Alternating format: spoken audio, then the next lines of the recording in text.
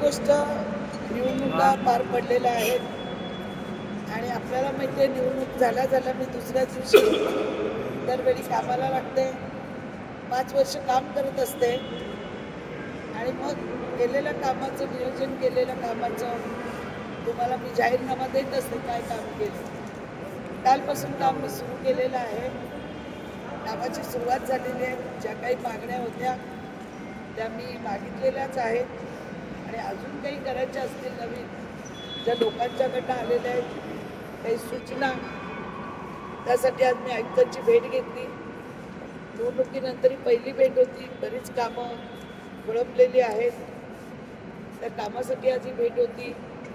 तिसऱ्यांदा निवडून आल्यानंतर सुद्धा जर गावठणाचा प्रकल्पग्रस्तांचा प्रश्न सुटत नसेल तर त्यासाठी त्यांच्याशी चर्चा केली आणि येणारा मुख्यमंत्री बसणार पहिल्याच आठवड्यामध्ये गावठण विस्तारासाठी आपल्याला काय करता येईल नेमकं आणि कशा पद्धतीने प्रकल्पग्रस्तांना सवलत उपलब्ध करून देता येईल बांधकामामध्ये, त्या पद्धतीने त्यांनी आराखडा बनवलेला आहे.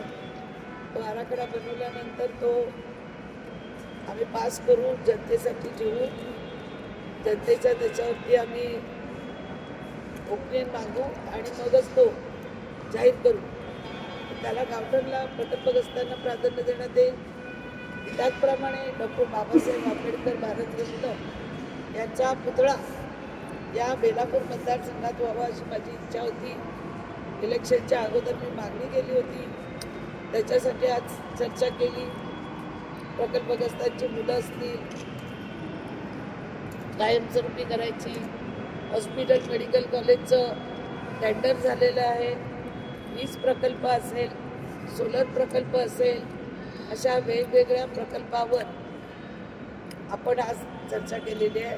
ज्या नवा मुंबईतले नगरसेवकांच्या काही थोड्या बहुत सूचना होत्या माझी त्यांच्या सूचना त्यांना दिलेल्या आहेत. विरंगुळा केंद्र असतील, गार्डन असतील, पाम बीचवर 50मध्ये एकही गार्डन नाही, एकही प्लॉट नाही, ते दीपक पवारांनी मागणी केली, अजित कोणीने मागणी केली. या सगळ्यांनी आपापल्या मागण्या आज माझ्या नेतृत्वामध्ये इथे केलेल्या आहेत आणि मी त्यांना सांगितलं येणाऱ्या भविष्यामध्ये जी महानगरपालिकेची आता निवडणूक आहे तर सर्व लोकांची कामं झाली पाहिजे.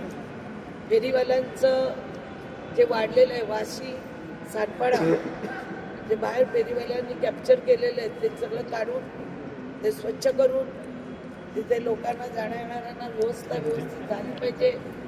अनधिकृत कुठे बांधकामं होत असतील तर ती थांबवली गेली पाहिजे, किंवा बांधली असतील तर निष्काळजी केली पाहिजे. ज्या कोणी रिझर्व प्लॉटवरती पालिका शुल्कच्या काम केलं असेल त्याच्या, कारण आता कसं आहे हे शहर स्वच्छ करावंच लागेल. प्रत्येकाने बांगलादेशीच्या झोपडपट्ट्या बसवलेल्या आहेत, तिथे लक्ष द्यायला सांगितलेलं आहे. तिथे दारूचे, जुगाराचे, ड्रग्सचे, गुटख्याचे, अफीमचे, गांजाचे धंदे चालतात. अनैतिक काही ढाबे आहेत त्याच्यातून चालतात. या सगळ्यावरती लक्ष दिलं गेलं पाहिजे.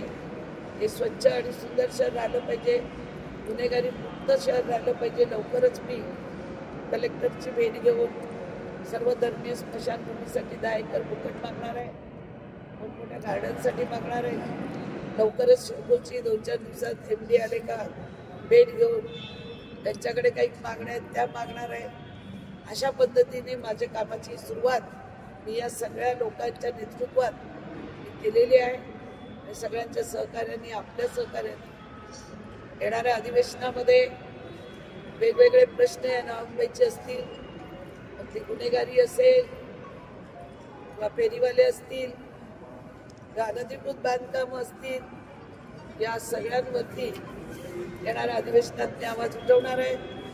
गावठणमध्ये घरं तोडू नका असं आज आम्ही पालिका आयुक्ताला सांगितलेलं आहे की ज्यांची घरं सनद आहे, सगळं आहे, तिथे तुम्ही तोडता. जे भूखंडावरती गार्डन भूखंड असतील, शाळेचे भूखंड असतील, त्याच्यावर बांधकाम केलं असेल ते तुम्ही काढून टाका. पण जे गावामध्ये लोक स्वतःच्या घरावर घर आज बांधू शकत नाही त्यासाठी पहिल्या प्रायोरिटीनी मुख्यमंत्र्यांकडे मिटिंग करून हा प्रश्न सोडवण्याचं काम आम्ही करणार आहे आणि लवकरच प्रकल्पग्रस्तांना आम्ही हा दिलासा देणार आहे.